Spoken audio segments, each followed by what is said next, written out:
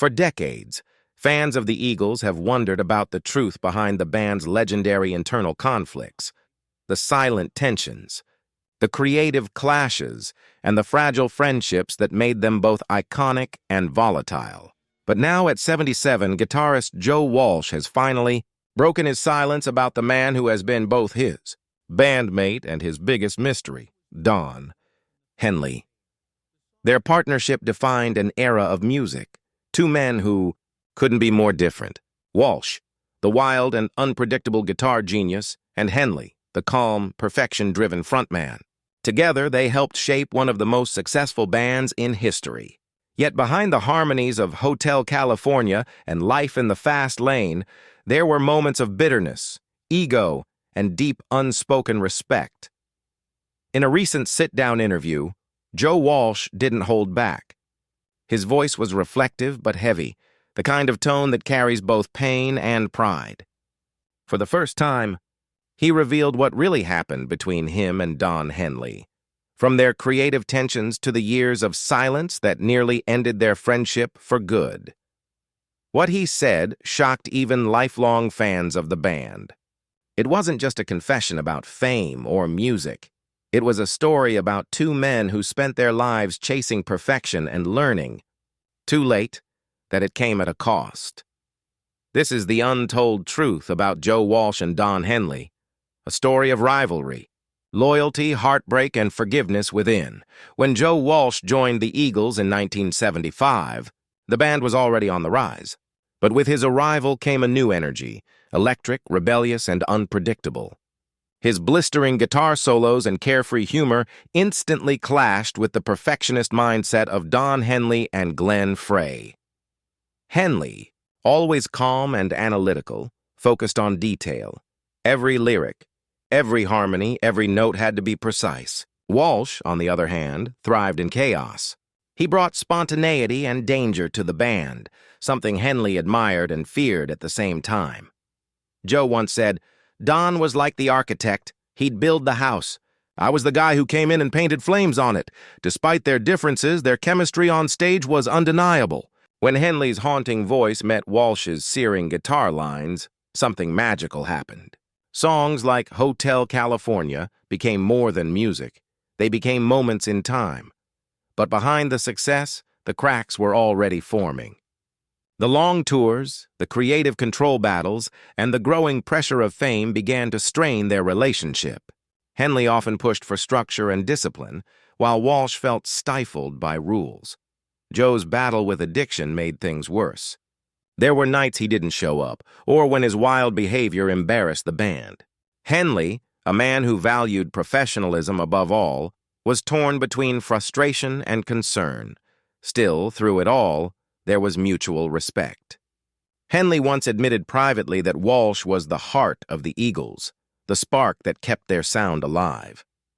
But as the years went on, their friendship would be tested like never before. One of rock's greatest bands as the 1980s rolled in, success had become both a blessing and a curse for the Eagles. The fame was overwhelming, the expectations unbearable. Joe Walsh and Don Henley were at the heart of it all. Two men driven by music, but divided by how they wanted to live it. For Henley, music was a craft, disciplined, purposeful, and sacred. For Walsh, it was emotion, chaotic, raw, and unfiltered. That difference began to build a silent wall between them. During recording sessions, Walsh's improvisational energy clashed with Henley's perfectionism. What once felt like balance now felt like tension. Their relationship reached a breaking point during the recording of The Long Run. Long nights in the studio turned into long arguments about direction, lyrics, and tone. Henley, exhausted by the endless partying, began to lose patience with Joe's wild lifestyle. "We're trying to make music, not destroy ourselves," he reportedly told him one night. Joe didn't take it well. He saw Henley's words as judgmental, a sign that his friend no longer understood him. Behind closed doors, the two barely spoke unless it was about work. The camaraderie that once fueled their creativity was gone. When the Eagles finally broke up in 1980, the silence between them became absolute. Henley moved on to his solo career, producing reflective songs like The Boys of Summer, while Walsh tried to battle his demons in the spotlight. Years later, Joe would admit, I was lost. The band was gone, and I'd burned bridges without realizing it. Don and I didn't talk for years. I thought that was it, that we'd never play together again. But fate had other plans.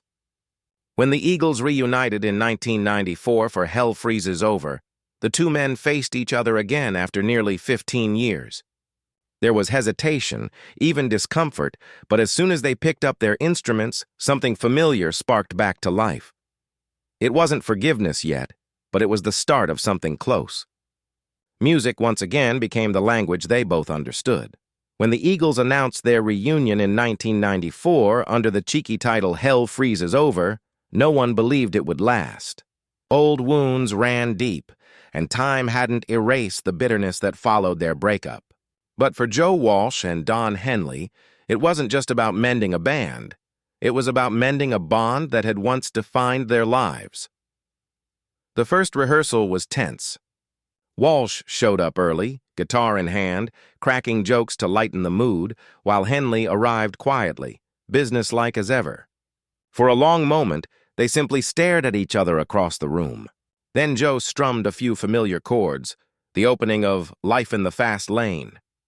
Henley gave a faint smile, and just like that, decades of silence began to melt away. Still, the reconciliation didn't happen overnight. Old habits surfaced quickly, Joe's free-spirited nature, Henley's need for control. But this time, something had changed. Both men were older, wiser, and more aware of how fragile life and friendship could be. In interviews, Joe later admitted that the reunion forced him to face his past. I had to own my mistakes, he said. I wasn't the easiest guy to be around back then. But when Don and I started playing again, it was like no time had passed. The music did the talking. The tour that followed was electric. Night after night, fans packed arenas to witness the rebirth of one of rock's greatest bands. Henley's powerful voice and Walsh's unmistakable guitar riffs blended as seamlessly as ever. During those shows, the two often shared a quiet glance, a silent acknowledgement that they had survived what few bands ever could. Off stage, their relationship deepened in new ways. Walsh, who had battled addiction for years, found Henley surprisingly supportive. Don's tough, Joe said once, but he's loyal. He never gave up on me, even when I'd given up on myself. Henley, in turn, came to appreciate Joe's humor and heart, recognizing that beneath the wild persona was a man who cared deeply about the people around him. By the time the Eagles were inducted into the Rock and Roll Hall of Fame in 1998, the bitterness of the past had softened into respect. Standing side by side that night, Henley spoke of brotherhood, resilience, and second chances. Walsh, grinning from ear to ear, simply said, "We've been to hell and back, and somehow we're still standing. For fans, it was a moment of pure redemption, the return of two men who had defined an era and refused to let ego destroy something timeless. For Joe and Don, it was more than that. It was forgiveness set to music. But as years went by and health issues, loss, and time began to catch up with them, both men realized that this second chapter might be their last. And in that realization came the truth Joe Walsh would finally confess to the world, the truth about Don Henley, the friend he once resented but ultimately never stopped respecting. As Joe Walsh entered his late 70s, his life had slowed down, but his reflection deepened. The days of chaos and backstage noise were long behind him. Interviews now took place in quiet rooms rather than roaring arenas, and when journalists asked about the legacy of the Eagles, Joe no longer spoke about fame or fortune. He spoke about people, especially one person, Don Henley. In a rare and emotional interview, Walsh leaned back in his chair, smiled softly, and said, "You know, people think Don and I hated each other for years, and maybe at times we did. But hate isn't the right word. It was frustration. It was love twisted by ego. Because deep down, I always knew he was the glue." That confession took many by surprise. Joe had built a reputation as the band's wild soul, the rule breaker, the comic relief, the unpredictable genius, while Henley was often seen as the stern perfectionist who ruled the Eagles with an iron hand. Fans had long assumed their personalities could never fully reconcile. But Joe's words painted a different picture. He continued, "Don saved me more times than I can count. When the band broke up, I lost myself. Drugs, alcohol, chaos, all of it. Don could have turned his back completely, but when we came back together, he didn't judge me. He gave me a chance to be better. I owe him for that."